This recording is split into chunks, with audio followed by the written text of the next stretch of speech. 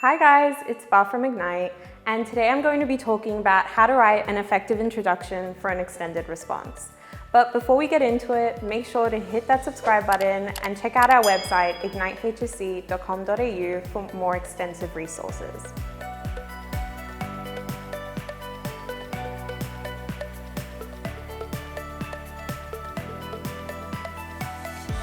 The first step to writing a really good introduction is to read the question carefully and determine what it is asking you. In your reading time, when you open the exam, you need to go to the question and you need to read it carefully and start having a think about what it's actually asking you. So the best way to do this is to get out a highlighter or a pen or whatever you want and to underline or highlight keywords. So here's an example question for us. The New Deal was a proactive response to the desperate economic and social circumstances of the 1930s, with overwhelmingly positive results. So we're just going to think about this question a little bit and start thinking about what the key terms here are. So I've highlighted here, I think what the key terms are the word proactive, because that's telling us what it thinks that this New Deal was. It's talking about economic and social circumstances. That's the context, and that's what this is affecting. And then it's giving us an opinion here, overwhelmingly positive. So this is a question where it's giving us an opinion, and you're going to have to give your opinion in a strong way, and then you're going to have to justify why you think that. I've created a little checklist here for us to keep in mind for when we're writing this introduction.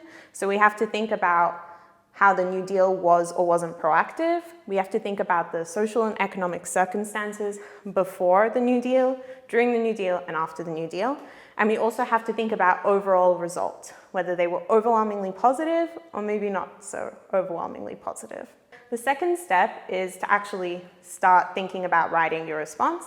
So in your first sentence, in your introduction, or somewhere in the introduction, you will have to clearly refer to the question and state your stance.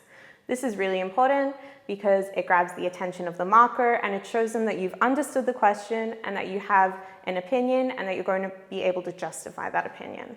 Step 3 is to identify the key ideas to be addressed in the essay in the introduction. So you have to have a brief outline of what you're going to talk about in your essay. It's good before you start this to have a small scaffold idea of what you're going to write about in your essay to make sure that you can include every detail in your introduction. Step 4 is to write a concluding sentence which summarizes your opinion and leads into the rest of the essay. It is usually best to do this as it helps to formalize your introduction and it helps you to move into the next paragraph. For dealing with that question from before, I've written a sample introduction. Let's go through it together. The New Deal is a term which encompasses the many programs designed by the Roosevelt administrations to lift the United States out of the desperate economic and social circumstances of the Great Depression. Here in that first sentence, I've acknowledged the context that they've given us, and I have acknowledged that I know what the New Deal is. Hence, it was very proactive in its aims and the methods it used to achieve them. I've given my stance there. Yes, I agree. The New Deal was very proactive. And then I've continued. This was done through relief for the unemployed, recovery for the economy, and the reform of capitalism. So here I've listed the 3 different things that I'm going to be talking about in my essay to prove that the New Deal was proactive. Then I've continued, yet it was not always successful in aiding those in need and solving their and the country's problems. Here I'm starting to turn against the idea of it being overwhelmingly positive. So I have agreed with the first part of the question and I'm going to disagree with the second half of the question.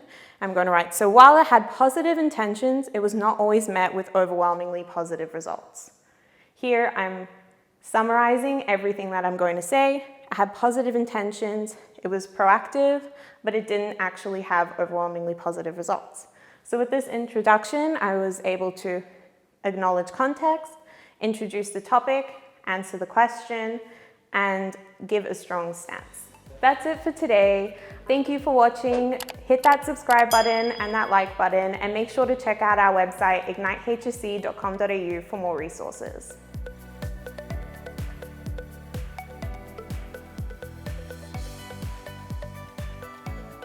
Hey guys, thank you so much for watching. If you do like the content, subscribe to our channel and we'll have more videos coming your way.